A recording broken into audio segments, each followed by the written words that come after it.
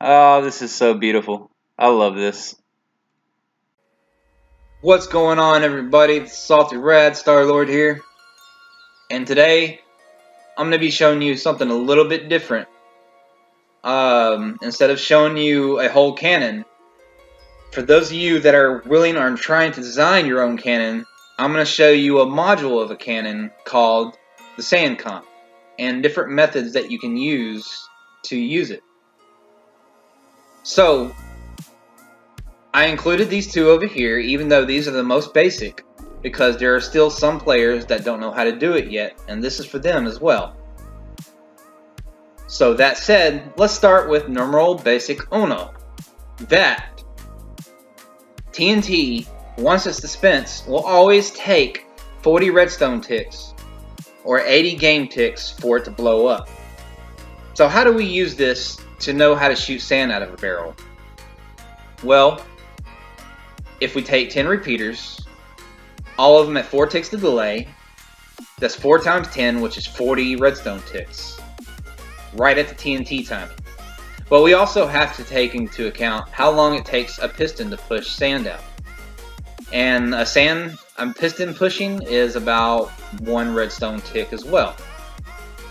So we have this at 3 ticks, and the rest of them at full delay. 10 repeaters at 9, 10 repeaters, 9 at full delay, and a 10th at 3 ticks delay. And so that accounts for the piston pushing timing. So if we push the button,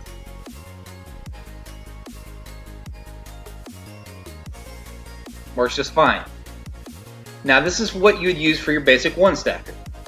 Alright? And this little setup right here of 10 repeaters, you're always going to notice that same pattern of timing in every single sand comp that I'm going to show you. So when you go to design your own sand comp, keep that in mind. You're always going to have that same timing, around 39 redstone ticks for a piston to push sand out. If we go over here, we see the second most basic. And this is what you're going to see a lot in laying archer cannons.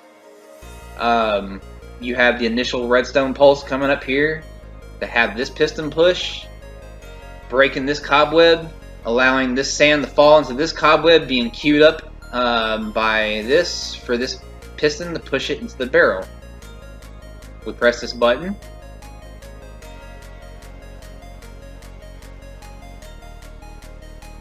Works just fine.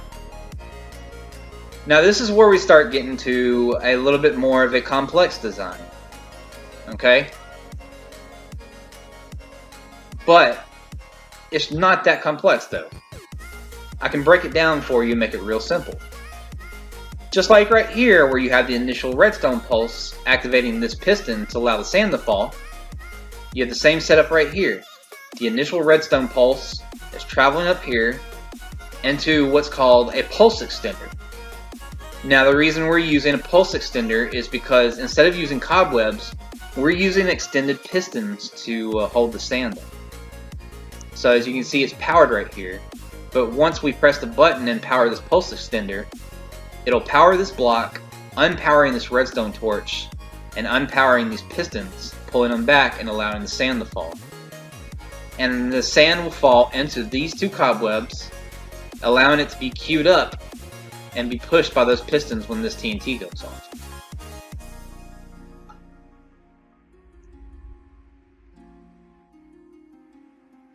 There you go.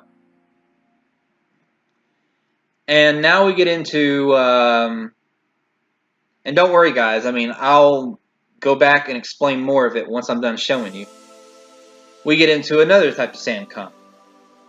This sand comp uses TNT to push all the sand down the line and fall into this cobweb being queued up. So it's like taking this design over here where you have a cobweb and a cobweb, but instead of doing this, you just get rid of this piston right there and replace it with this right here. And this allows us to use a lot more sand, because we're limited to the amount of sand that we can use for this type of design and that type of design. But with this, we can shoot a lot more. And as you can see, Same setup. We press the button, it goes into here, powering, going up with the initial pulse, making these pistons push and break the cobwebs, allowing it to fall into those cobwebs and be queued up. So then, the same redstone pulse travels up here, and in 2 ticks, shoots this TNT off.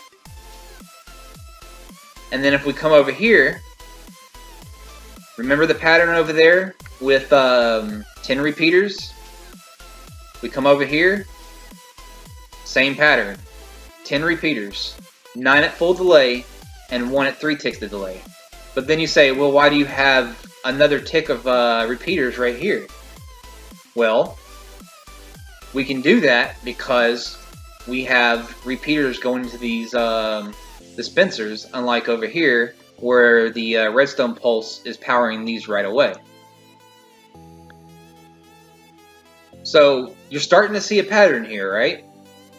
As long as you know these patterns, these simple, simple to go to basic rules that are always going to be no matter what, you're going to be able to design these pretty easily. And if we go over here, same thing. 10 repeaters timed with this TNT right here. 10 repeaters timed with that TNT. We'll go ahead and push the button.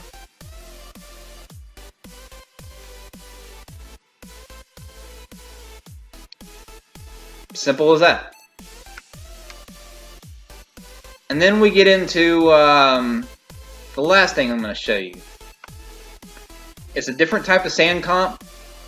Now, I didn't have to make it like this because, normally the reason you would use this type of sand comp is if you would have like 2 rows of pistons on the bottom, sand falling into like a 2x4 area or something. But I went ahead and made it like this to keep it simple to understand. So if we go over here,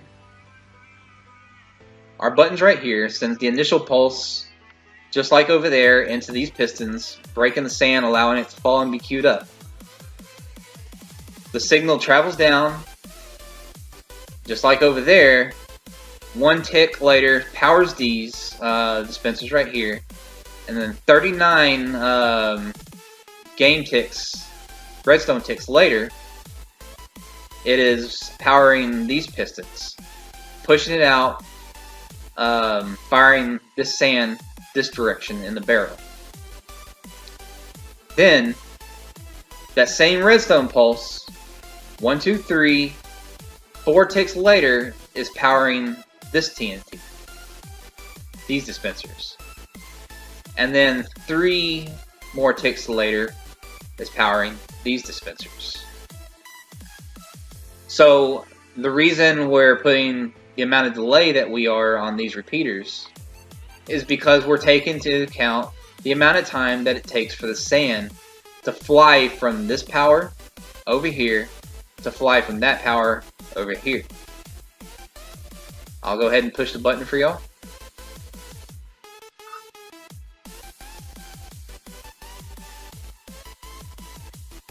There. See that? I'll do it one more time for y'all so you can see exactly what happened in the barrel. And I will, I guess I can go inside the barrel so you can see it a little clearer.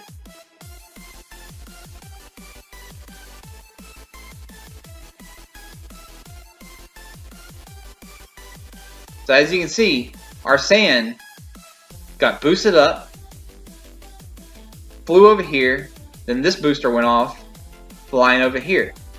So now let's recap and go into a little bit more detailed version of piston design for your sand comps. For rule number 1, basics of TNT, remember that TNT will always take 40 redstone ticks for it to explode. So no matter what, whatever piston you have pushing your hammer or your sand into your barrel, it's going to be around 40 redstone ticks. It could be a little less, it could be a little more, depending on your design, right? But it's always going to be around that magic number, 40 redstone ticks. For the double piston extender, this is all that there is to the wiring. Nothing complex to it. You just have the initial redstone pulse powering this piston, and then 1 tick later powering this piston.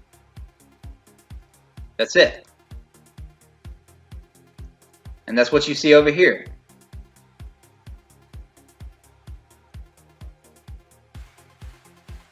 For the pulse extender, to keep the pistons extended. Same thing you see right here. I even color coded it for you. But we just added another piece of a circuit to it. So all we did was just add a redstone torch to keep it powered. So this lever, think of it as a redstone torch, like right here. And then we added a pulse extender.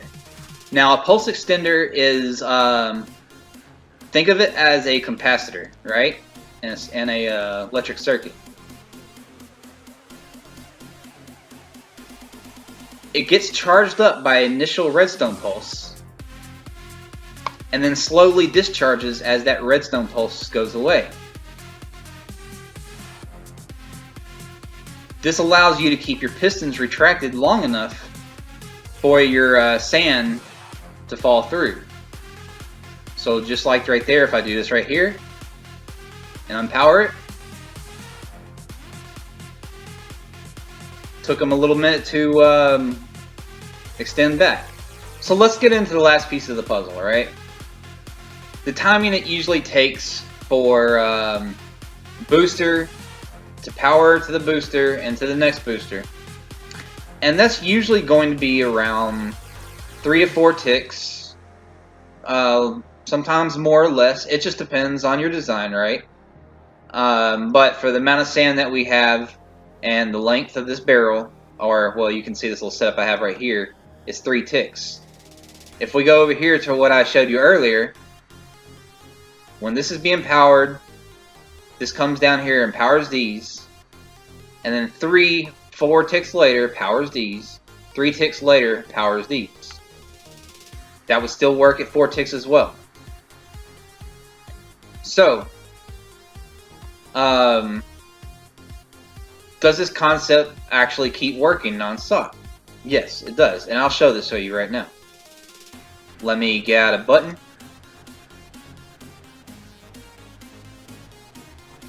And fire this right now. So, we can see that we have the right timing on our boosters. The sand doesn't fall, and it keeps going as long as the TNT keeps firing. So 3 to 4 ticks is always going to be your sweet spot for your boosters. Now let's break this.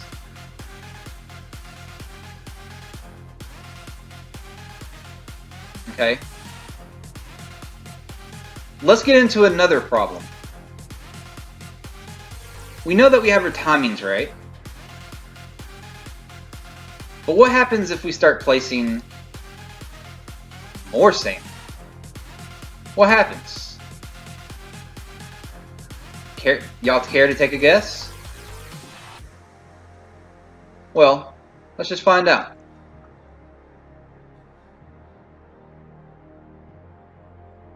Uh-oh. We already encountered a problem. So, we have to ask ourselves, well, we have our timings right, but why didn't it work that time?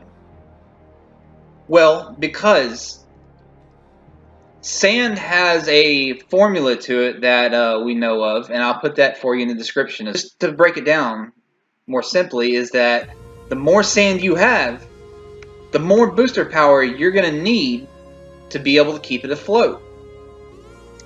And so, let's go over here. I already showed y'all that this worked, right? Let's get out cobweb.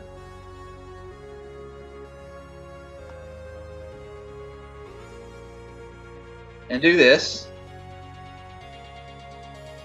Just so y'all can see one more time. So as you can see, nothing's changed. The sand still fires out. But like with that instance over there, when designing your sand comp, let's do this. Place a lot more sand.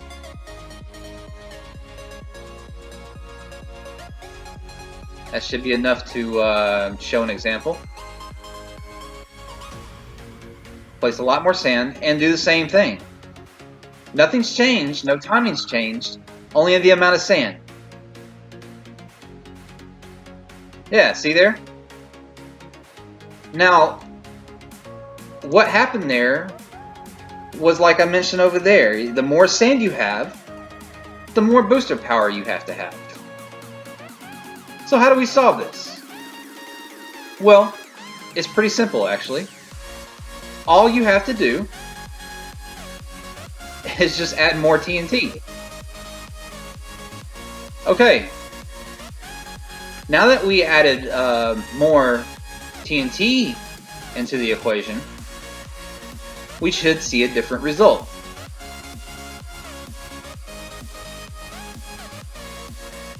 So let's take our sand, stack it back up to where we had it, where we had the problem occur.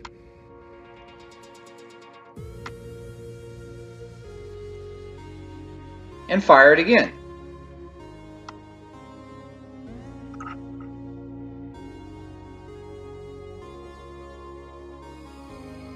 There we go. No issues. So that's just one other instance that you got to take into account when designing a sand comp. The amount of sand that you're using, the distance it's traveling along the barrel, and the timing. So, since we're having a problem with the amount of sand that we're trying to shoot, we just did the same thing that we did over there. To fix the problem, we added more TNT. Now, will this fix it? Well, let's go ahead and see the results. Let's let the sand fall, give it a second, and try it again.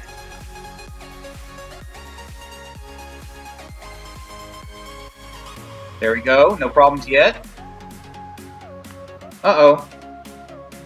So we can see that it was working better. We can see that it made about 3 revolutions across the entire thing before it finally came down again. This is just an issue with not enough TNT still. If we keep adding TNT onto this, we can keep the sand afloat forever, going in a circle. Or a square circle, or a skirkle, whatever the hell y'all want to call it. You know what I mean. But yeah, that's all we got to do.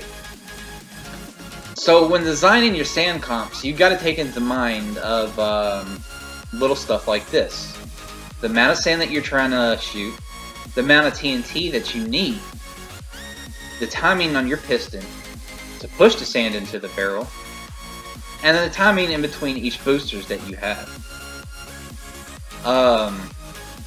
Really, it's very simple. When you get down to the ball and chains of it, there's a few key rules that will never change. The timings that around you want to have your piston to push, the timings that you want your pistons retracted to amount of sand that you want to fall down, the timings between your boosters. Although those timings can always be off about maybe 2 or 3 ticks depending on how your design is, they will always, no matter what, be around the same on every design, on every cannon. That's because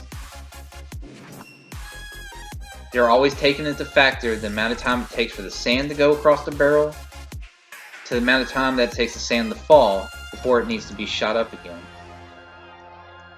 And the amount of time it takes for a piston to push and the amount of time it takes for TNT to explode. So guys, when you go to design your own cannon, just keep in mind those few basic rules, and you'll never have a problem making your own sand cone. Now, I know this video is a little bit longer than I usually do, but I wanted to try to go the best I could in depth on a few things.